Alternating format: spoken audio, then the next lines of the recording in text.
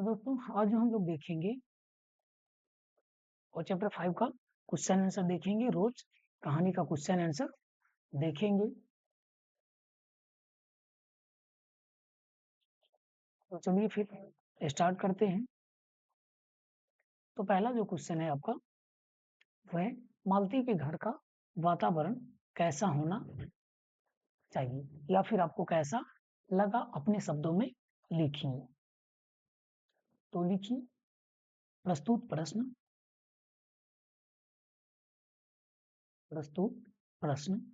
12वीं के पाठ्य पुस्तक दिगंत भाग 2 शीर्षक रोज से लिया गया है। शीर्षक रोज से लिया गया है, जिनका लेखक अज्ञे जी हैं। कहानी के प्रथम भाग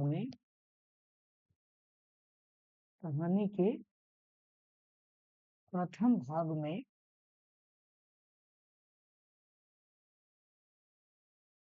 मालती के यंत्रवत जीवन की झलक मिल जाती है। जब वह अतिथि का स्वागत केवल औपचारिक ढंग से करती है।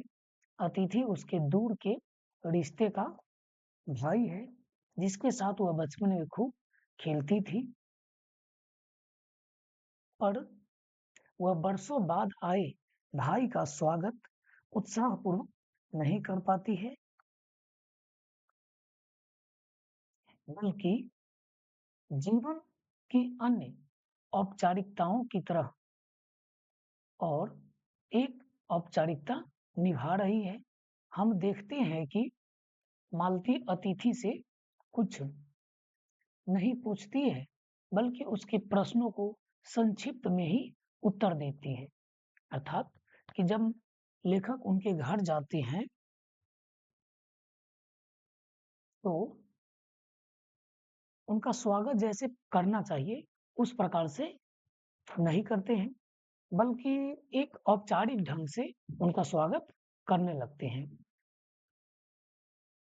उसमें अतिथि की कुशलता या उसके वहां आने का उद्देश्य या अन्य समाचारों के बारे में न जानने की कोई उत्सुकता करते हैं।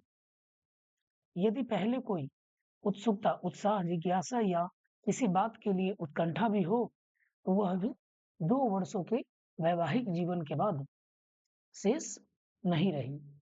विगत 2 वर्षों में उसका व्यक्तित्व बुझ जाता है, जिससे उसका रिश्ता भाई भांप लेता है। अतः मालती का मौन दंभ या अवहेलना का सूचक नहीं, बल्कि उसके वैवाहिक जीवन में की उत्साहहीनता, निरस्ता और यांत्रिकता का ही सूचक है। यह एक विवाहित नारी के अभाव में घुटते हुए पंगु से बने व्यक्तित्व की त्रासदी का चित्रण है। यह एक नारी के सीमित घरेलू परिवार में परिवेश में बीतते हुए उबाऊ जीवन का चरित्र है। यानी कि लेखक जब वहां पे जाते हैं तो उनको ऐसा लगता है कि यह घर जो है जिंदगी जी नहीं है, बल्कि जिंदगी ढो रहे हैं। मालती जैसे बचपन में उत्साहपूर्वक खेलती थी, बोलती थी, उस प्रकार से उत्साह उनके अंदर में नहीं दिख रहा था। पहले से कोई उत्साह और न कुछ बात जानने की उत्कंठा भी थी। यानी कि 2 वर्ष के वैवाहिक जीवन में वो सब के सब भूल चुका था। तो यह है आपका पहला क्वेश्चन का आंसर। इनको आप लिख लीजिएगा। तो अगला जो क्वेश्चन है कि दोपहर में उस सुने आंगन में पैर रखते हुए मुझे ऐसा जान पड़ा मानो उस पर किसी सांप की छाया मंडरा रही हो। यह कैसी सांप की छाया है, वर्णन कीजिए। यानी कि लेखक जब उनके सुने आंगन में दोपहर में पैर रखे तो लेखक को लगा कि वहां पर जो उनके सांप की छाया है ना, वो मंडरा रहे हैं। ये कैसी सांप की छाया है, लेखक कहते हैं उनका वर्णन कीजिए। तो जब लेखक दोपहर के समय मालती के घर पहुंचा तो उसे ऐसा प्रतीत हुआ कि मानो वहां किसी सांप की छाया मंडरा रही हो। यह सांप की छाया उस घर में रहने वाले लोगों के बीच अपनेपन तथा प्रेम भाव का न होना था। यानी कि लोग उस घर में जो थे तो अपनेपन में नहीं थे, यानी कि प्रेम भाव में नहीं थे। उसकी यानी कि छाया उसी को कहते हैं। वहां रहने वाले जो भी परिवार थे एक ऊब भरी यानी कि नीरस और निर्जीव जिंदगी केवल जी रहे थे। माँ को अपने बेटे इकलौते बेटे को चोट लगने या उसको गिरने की कोई पीड़ा नहीं होती थी। इसी प्रकार एक पति को अपने काम-काज के सिवा इतना फुर्सत नहीं कि वह अपनी पत्नी के साथ कुछ समय बिता सके और उनका सुख-दुख कुछ पूछ सके। तो ऐसे यानी कि उनका जीवन पड़ता था। तो इस प्रकार यह शाप पति-पत्नी और बच्चे तीनों को ही भुगतना पड़ता था। अगला क्वेश्चन है कि लेखक और मालती के संबंध पाठ के आधार पर दीजिए। तो लेखक और मालती के बीच एक घनिष्ठ संबंध था। कैसा संबंध था? घनिष्ठ संबंध था। लेखक मालती की दूर के रिश्ते की बहन है, लेकिन दोनों के बीच मित्र जैसे संबंध है। दोनों बचपन में इकट्ठे खेले, लड़े पीटे और दोनों साथ ही साथ पढ़ाई भी की। उनका रिश्ता सदा मित्रतापूर्ण रहा था। वह कभी भाई बहन या बड़े छोटे जैसे बंधनों में नहीं बंधे थे। चौथा क्वेश्चन है कि मालती के पति महेश्वर की कैसी छवि आपके मन में बनती है? कहानी में महेश्वर की उपस्थिति का क्या अर्थ है? अपने विचार दें। तो कहानीकार अज्ञेय महेश्वर के नित्य कर्म जो संक्षिप्त चित्र प्रस्तुत करता है कि पता चलता है कि वह रोज सवेरे डिस्पेंसरी चला जाता है और दोपहर को भोजन करने और कुछ आराम करने के लिए आता है और शाम को फिर यानी कि 1-2 घंटे के लिए रोगी को देखने चले जाते हैं। उसका जीवन रोज एक ही डेरे पर चलता रहता है, यानी कि सुबह 7 बजे जाना है, फिर रोगी को देखना है, 1:30-2 बजे के करीब में आना है और फिर शाम को समय में जाना है। यानी कि इतना ही उनके जीवन में लगा रहता था। एक यांत्रिक जीवन पहाड़ के एक छोटे स्थान पर मालती का पति भोग रहा था। यांत्रिक जीवन में संतरास के शिकार सभी बड़े शहरों के ही लोग नहीं, पहाड़ों के एकांत में उसके शिकार मालती और महेश्वर भी थे। महेश्वर भी इस एक डेरे पर ही चलते थे, यानी कि पशु के तरह उसी के इर्द गिर्द अपना चक्कर लगाने वाले जिंदगी से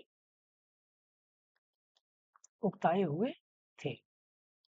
कहानी के महेश्वर का एक कटा हुआ पात्र है, यानी कि कहानी में जो एक महेश्वर है, एक पात्र है, परंतु जब कहीं भी कहानी में उपस्थिति होता है तो उसकी माहौल तनाव पूर्ण कर देता है, यानी कि इस कहानी को और तनाव पूर्ण बना देता है।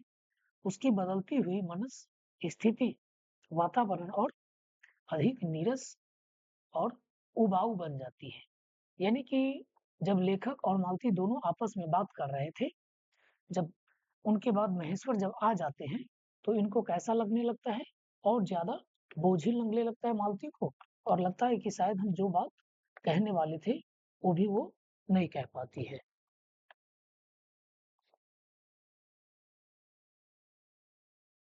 अगला आपका क्वेश्चन है कि गैंग्रीन क्या है? गैंग्रीन क्या है? तो गैंग्रीन एक खतरनाक रोग है, जो पहाड़ियों पर रहने वाले व्यक्तियों के पैर में जब काँटा चुभ जाता है, तो उसको बहुत दिनों तक छोड़ देते हैं और यदि नहीं निकाला जाता है, तो जाकर के यह एक रोग का रूप ले लेता है, जिसका इलाज मात्र पांव काटना ही था। कभी कभी तो इस रोग से पीड़ित रोगी की मृत्यु तक हो जाती थी। यानी कि गैंग्रीन एक बीमारी है जो कांटा को चुभने से हो जाता है। यदि कांटा को बहुत दिन तक नहीं निकाला जाए तो वह बीमारी का रूप ले लेता है और इसका एकमात्र इलाज है पांव को काटना। कभी कभी इससे रोगी की मृत्यु तक भी हो जाती है। छठा क्वेश्चन है कि कहानी से उन वाक्यों को चुने जिनमें रोज शब्द प्रयुक्त हुआ हो। कहानी में शीर्षक ही रोज है, यानी कि इस कहानी का जो शीर्षक है वो क्या है? रोज। कई अलावे कई स्थानों पर रोज शब्द मिलता है। जैसे मालती टोक कर बोली कि मेरे लिए यह तो नई बात नहीं है, रोज ऐसा ही होता है। या फिर क्यों, पानी को क्या हुआ, रोज ही होता है, कभी वक्त पर आती नहीं, मैं तो रोज ऐसी बातें सुनती हूँ। यानी कि जब इनके पति बोले तो ये कहती है कि मैं रोज ऐसी बातें सुनती हूँ। मालती का जीवन अपनी रोज की नियत की गति से बह रहा था और एक चंद्रमा चंद्रिका के लिए, संसार के लिए रुकने को तैयार नहीं था।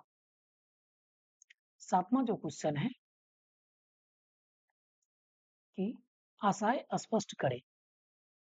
मुझे ऐसा लग रहा था कि इस घर पर जो छाया घिरी हुई है वह अज्ञात रहकर मानो मुझे भी वश में कर रही है।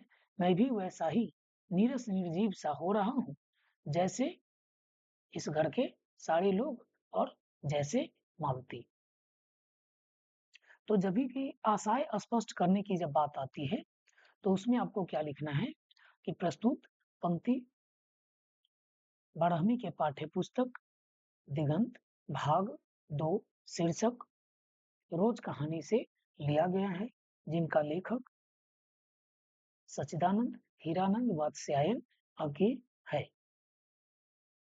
प्रस्तुत पंक्ति के माध्यम से लेखक वातावरण, परिस्थिति और उसके भाव में ढलते हुए एक गृहिणी के चरित्र का अत्यंत कलात्मक रीति से किया है। अतिथि तो मालती के घर में कई वर्षों बाद कुछ समय के लिए आया है, पर अतिथि को लगता है कि उस घर पर कोई काली छाया मंडरा रही है। यानी कि जब लेखक उनके घर पर गए तो उनको लगा कि इस घर पे कोई काली छाया मंडरा रही है। उसे अनुभव होता है कि इस घर पर जो छाया घिरी हुई है वह अज्ञात रह करके मानो मुझे भी वश में कर रही है और मैं भी वैसा ही नीरस निर्जीव हो रहा हूँ जैसे यह घर की मालती है। लगता है कि अतिथि भी उस छाया का शिकार हो गया है जो उस पर मंडरा रही है। यहाँ मालती के अंतर जो भाव होते हैं उसके साथ साथ अतिथि का भी अंतर्भाव भी चित्रित हुआ है। उस घर की जड़ता, निरस्ता, उबाहट ने जैसे अनाम अतिथि को भी आच्छादित कर लिया है। अतिथि भी घर की जड़ता का शिकार हो गया है। अगला जो क्वेश्चन है कि 3 बज गए, 4 बज गए, 11 बज गए।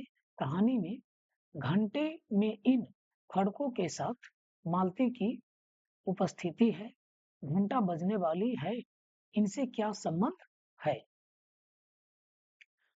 जब यानी कि मालती कहती थी कि 3 बज गए, 4 बज गए, 11 बज गए, तो ऐसा लगता था कि प्रत्येक घंटा जो बीत रही है उसके लिए एक पहाड़ जैसा बीत रहा है।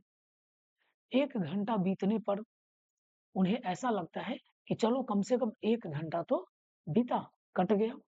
घर में नौकर नहीं है, बर्तन भी मांजने हैं, पानी चाहिए, रोज वक्त पे पानी आती नहीं थी। मालती के इस कथन में कितनी व्यवस्था है, रोज ही होता है। आज शाम को 7 बजे आएगा या फिर नहीं भी आ सकती है, 11 बजे तक मुझे काम करना है। उस घर में बच्चे का रोना, उसके द्वारा प्रत्येक घंटे विनती करना, महेश्वर का सुबह शाम डिस्पेंसरी जाना, सब कुछ ऐसा ही होता है। यह सब कुछ एक उसके डेरे पर ही चलती रहती है, यानी कि उसी टाइम पे चलती रहती है। नीरस उबाऊ जिंदगी का परिणाम है। वह घंटे गिनने को मजबूर हो जाती है। जैसे ही उसका घंटा पार होता है तो समझिए कि उनको थोड़ी सी राहत मिलती है कि चलो कम से कम इतना टाइम तो बीत गया। अच्छा, कोई बात नहीं, आप इसको स्लो करके देख लीजिएगा। हाँ, स्लो करके देख लीजिएगा। चलिए, 9वां जो क्वेश्चन है आपका, तो अभिप्राय स्पष्ट करें। यानी कि मैंने देखा पवन की चीड़ के वृक्ष गर्मी में सूखकर मटमैले हुए। चीड़ के वृक्ष धीरे धीरे गा रहा हो। कोई राग कोमल है किंतु करुण नहीं, अशांति मय है, उद्योग मय नहीं। यानी कि इनका अर्थ स्पष्ट करना है। तो उसी प्रकार से इसमें लिखेंगे कि प्रस्तुत पंक्ति रोज कहानी से लिया गया है, जिनका लेखक अंग्रेजी है। वे इस पंक्ति के माध्यम से कहना चाहते हैं कि, उसके बाद यहां से लिखेंगे कि प्रकृति के माध्यम से जीवन उन पक्षों का रहस्य घाटन करने की कोशिश की गई है जिससे मानव जीवन प्रभावित है। इन पंक्तियों में लेखक द्वारा चांदनी का आनंद लेना, सोते हुए बच्चे की पलंग से नीचे गिरना, ऐसे प्रसंग जो नारी के जीवन में विषम स्थिति का सूचक है। लेखक द्वारा प्रकृति से जुड़कर नारी की अंतरदशाओं को देखना एक सूक्ष्म निरीक्षण है। चीड़ के वृक्ष का गर्मी से सूख करके मटमैला होना मालती के नीरस जीवन का प्रतीक है।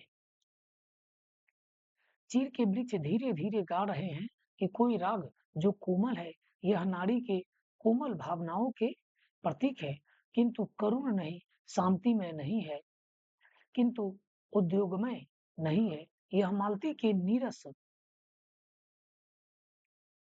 जीवन का वातावरण से समझौता का प्रतीक है। हमें यह जानना चाहिए कि जहां उद्योग होगी वही सरसता होगी, परंतु मालती के जीवन में सरसता नहीं है। वह जीवन जो है एक ही डेरे पर रोज रोज की तरह एक काम करती है, एक से जीवन चलती है। उसकी सहनशीलता इत्यादि उसी के जीवन को उबाऊ बनाते हैं। मालती के लिए यह एक त्रासदी है, जहां नारी की आशा आकांक्षा सब एक घुटन भरी जिंदगी में कैद हो जाती है। नारी के जीवन में जो राग रंग होने चाहिए, यहाँ पर वो कुछ दिखता नहीं है। यहाँ कुछ स्थिति यह है कि घुटन भरी जिंदगी को सरल बनाने के बजाय उससे समझौता कर लेती है। यही उसके अशांति का कारण है। मालती को मालती को अपना जीवन मात्र घंटों में दिखाई देता है। वह घंटों से छूटने का प्रयास करती है। यानी कि जब होता है ना कि 1 घंटे बीत गए, तो उनको लगता है कि हाँ चलो, कम से कम इस दिन का 1 घंटा तो कम से कम निकल गया। थोड़ी-सी उनको क्या होती है कि राहत मिल जाती है। परंतु फिर अगले घंटे गिनने के लिए तैयार हो जाते हैं। यही राग जो कोमल है किंतु करुण नहीं है, अशांतिमय है। मालती की जीवन जिजीविषा यदा-कदा प्रकट होती है, जो समझौते और परिस्थितियों के प्रति सहनशीलता का भाव है। इसके अमूल में उसके पति के प्रति निष्ठा और कर्तव्य परायणता को अभिव्यक्त करती है। वह भी परंपरागत सोच का शिकार है, जो इसमें विश्वास करती है कि यही उसके जीवन का सच था। इससे इतर वह सोच भी नहीं सकती, यानी कि इनसे ज्यादा वो सोच भी नहीं सकती। यही कारण है कि उनके दाम्पत्य जीवन जो थे वो रोग जैसी कमी व्यतीत हो रही थी। उसके बाद आगे का जो आशय स्पष्ट करना है, तो इस समय मैं यही सोच रहा था कि बड़ी उद्धत और चंचल मालती आज कितनी सीधी हो गई और कितनी शांत और एक अखबार टुकड़े को तरसती है। यानी कि अगला जो क्वेश्चन है वो इस प्रकार से है कि जो पढ़ने के लिए यानी कि लालायित है, लेकिन एक अखबार तक भी उनको नहीं मिल पाता। बड़ी उद्धत और चंचल जो थी आज कितनी सीधी बन गई है।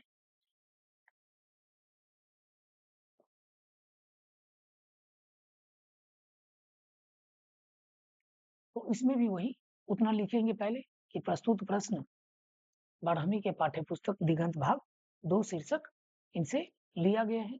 उसके बाद लिखेंगे कि लेखक कहना चाहते हैं कि, फिर यहाँ से लिखेंगे कि लेखक मालती के बचपन के दिनों को याद करते हैं कि मालती कितनी चंचल थी। जब हम दोनों स्कूल में जाते थे तो हाजिरी बना लेते थे, उनके बाद चोरी से क्लास से भाग जाते थे और दूर के बगीचे में के पेड़ों पर चढ़ कर के कच्चे आम को तोड़ तोड़ करके खाते थे। मालती पढ़ती भी नहीं थी, उसके माता पिता तंग आ गए थे। लेखक इसी प्रसंग से जुड़ा एक वाक्य सुनाता है कि मालती के पिता ने एक दिन किताब पढ़ने को दे दिया और कहा कि इससे 20-20 पेज प्रतिदिन तुमको पढ़ना है। लेकिन मालती ने क्या किया कि उनमें से 20-20 पेज यानी कि रोज उसको फाड़नी शुरू कर दिया।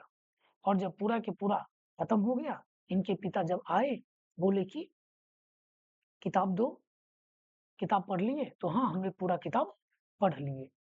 तो इस प्रकार से यानी कि उनके पढ़ाई रुक गए, खत्म हो गए।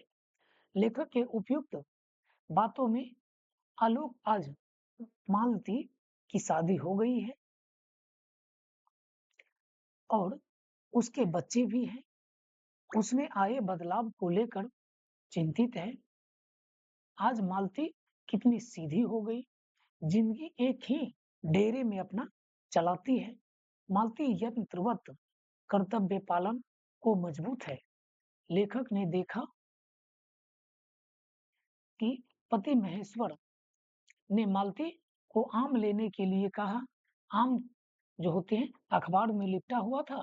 जब लाने वो जाती है तो अखबार देख करके चकित हो जाती है और पढ़ने के लिए उसमें विलीन हो जाती है, मानो कि बहुत दिनों बाद उसको कुछ पढ़ने को मिला है। इससे पता चलता है कि वह अपनी सीमित दुनिया से बाहर निकल चुकी है, दुनिया के समाचार जानने को उत्सुक है। वह अखबार के लिए भी तरस रही है। वह अखबार के लिए भी तरस रही है।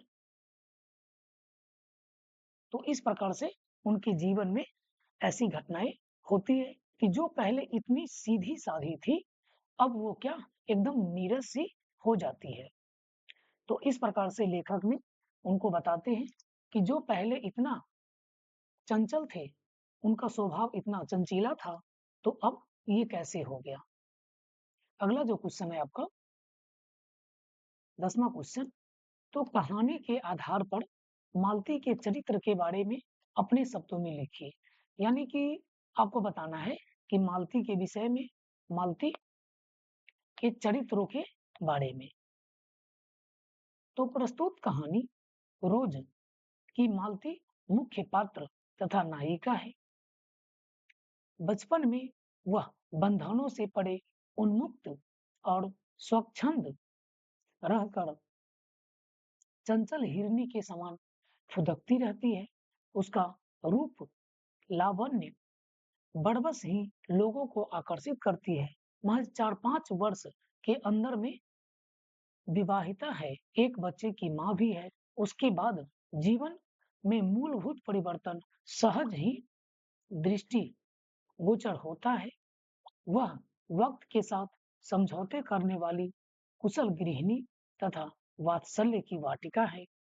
4 साल पहले मालती उद्धात और चंचल था। विवाह के बाद वह एकदम यंत्रवत बना लिया।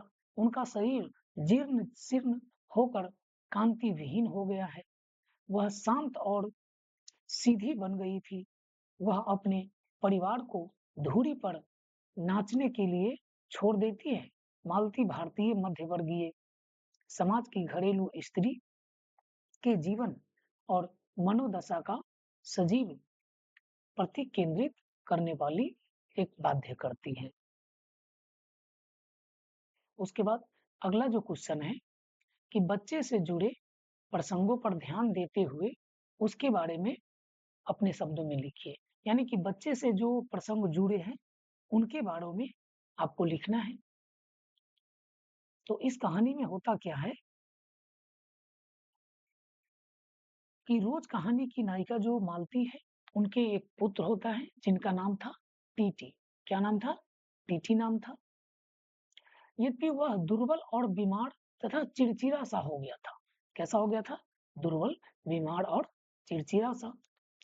वह ममता को एकांकी जीवन के आधार से रात 11 बजे तक घर के कार्यों में अपना व्यस्त रहते थे और औपचारिकताओं को देखकर बच्चों की प्रतिक्रिया सजीव जिक्र इन पंक्तियों से स्पष्ट होता है कि मैंने पंक्तियों का अध्ययन लेखक का मनोविज्ञान पकड़ भी दर्शाता है कि वास्तव में एक बच्चे एकांत समय में बड़ा ही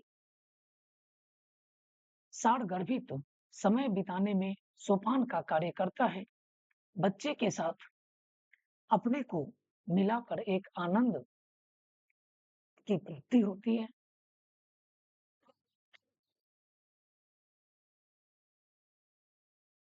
बच्चे की देखभाल करने के लिए माता पिता को ध्यान देना पड़ता है और इससे इनमें सजगता आती है। परंतु इस चैप्टर में जो देखा गया तो माता पिता दोनों में से कोई सजग नहीं है अपने बच्चे के प्रति। वास्तव में बच्चा मानव जीवन की अमूल्य निधि है। बच्चे में घुल मिलकर मनुष्य अपने दुष्कर समय को भी समाप्त कर सकता है। चलिए उनके बाद है भाषा की बात। तो भाषा की बात जो है तो आपको हम HW दे देते हैं, आप उन्हीं से बनाइएगा। तो पहला जो क्वेश्चन है वो मैं प्रत्यय से आपको 5 शब्द बनाना है। मैं प्रत्यय से 5 शब्द बनाना है। चलिए 1 मिनट रुक जाइए थोड़ा।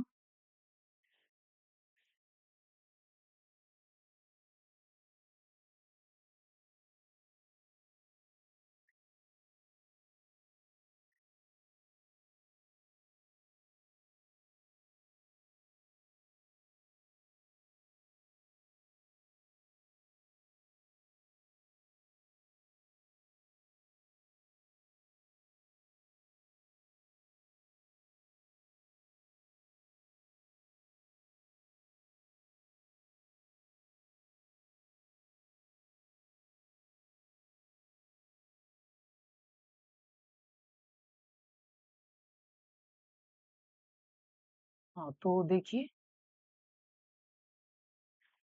यानी कि आपको क्या करना है कि मैं प्रत्यय से म य मैं प्रत्यय से 5 शब्द बनाना है। ठीक, तो थोड़ा जान लेते हैं, समझा देते हैं आपको ताकि बनाने में सही हो जाए। ठीक है, कि प्रत्यय कहते किसको है? प्रत्यय कहते किसको है?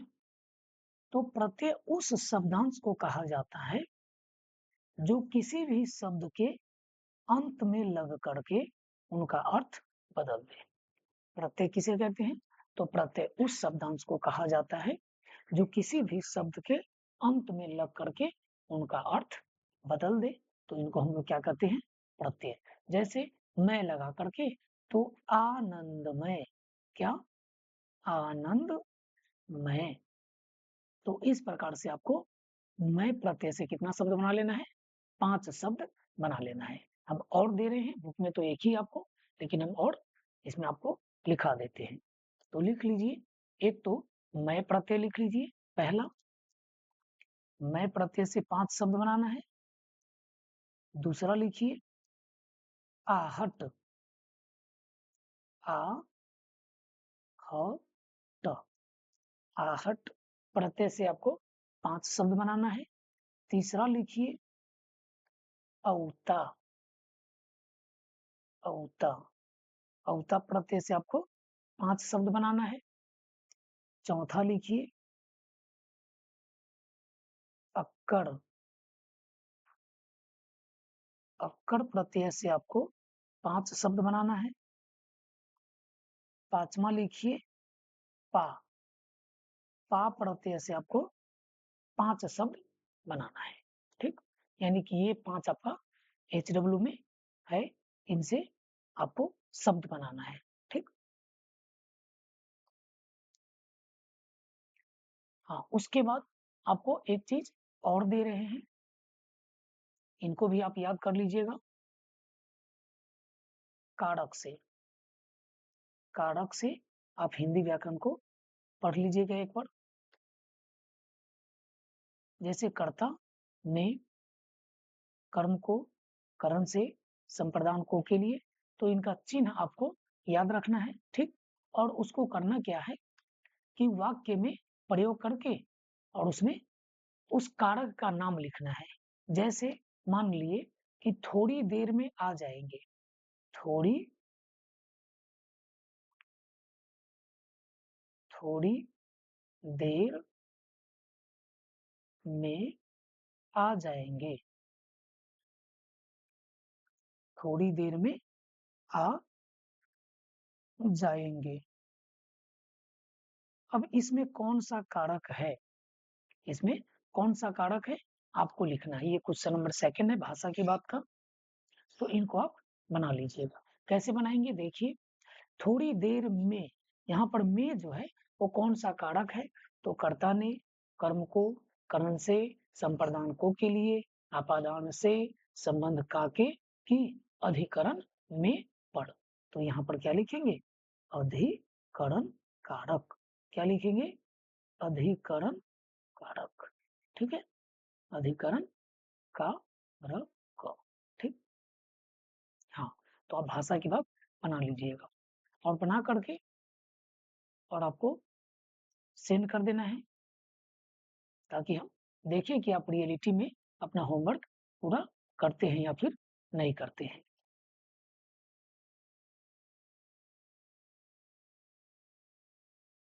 तो फिर रहने देते हैं।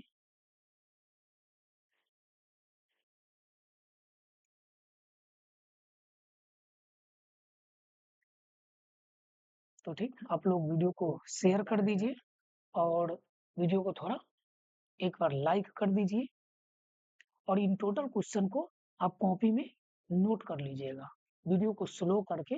ठीक, जैसे आप सेटिंग में जाइएगा ना, तो वहां पर वीडियो का स्लो का ऑप्शन आता है, तो उसमें स्लो करके और इन सारे क्वेश्चन को आप क्या कीजिएगा, लिख लीजिएगा। हाँ, और लिख करके फिर यहाँ पर भेजिएगा, ताकि हम देखें कि हाँ शायद आप 100% अपना वर्क पूरा करते हैं या नहीं। तो ठीक है, चलते हैं, मिलेंगे अगले क्लास में।